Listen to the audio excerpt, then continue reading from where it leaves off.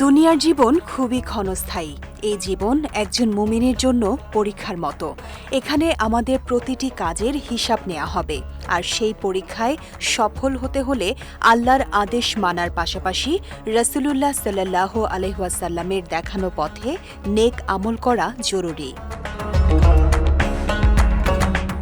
মহান আল্লাহ বলেন, আমি জমিনের উপর যা কিছু আছে সেগুলোকে তার শোভা বর্ধন করেছি, যাতে আমি মানুষকে পরীক্ষা করতে পারি যে আমলের ক্ষেত্রে কারা উত্তম। নেক আমলের সবচেয়ে বড় সুসংবাদ হল আল্লাহ তাআলা বান্দার ভালো কাজের প্রতিদান বহু গুণে বাড়িয়ে দেন। ইবনু আব্বাস রাদিয়াল্লাহু তাআলা আনহু থেকে বর্ণিত হাদিস কুদসিতে এসেছে, কেউ ভালো কাজের ইচ্ছা করল কিন্তু তা করতে পারল না, তার জন্য একটি পূর্ণ নেকি লেখা হয়, আর সে ভালো কাজটি করে ফেললে তার জন্য 10 গুণ থেকে 700 গুণ পর্যন্ত, এমনকি এর চেয়েও বেশি সওয়াব লেখা হয়।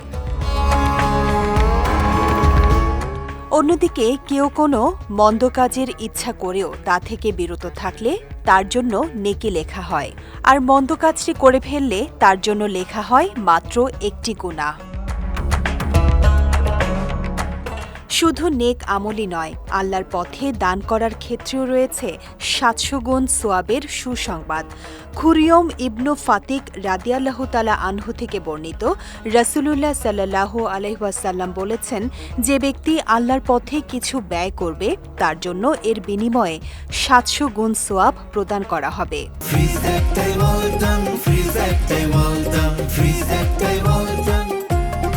তাই সুযোগ থাকতে আমাদের নেক আমল বাড়িয়ে দেওয়া উচিত। একটি ভালো কথা, একটি ছোট্ট সাহায্য, কারো উপকার করা, আল্লাহর জিকির করা, কিংবা সামান্য কিছু দান, কোনো আমলকে ছোট করে দেখা উচিত নয়, কারণ আমরা জানি না আমাদের কোন ছোট্ট নেক আমলটি আল্লাহর দরবারে কবুল হয়ে আমাদের নাজাতের কারণ হয়ে যাবে। বিজয় টিভি নিউজ ডেস্ক।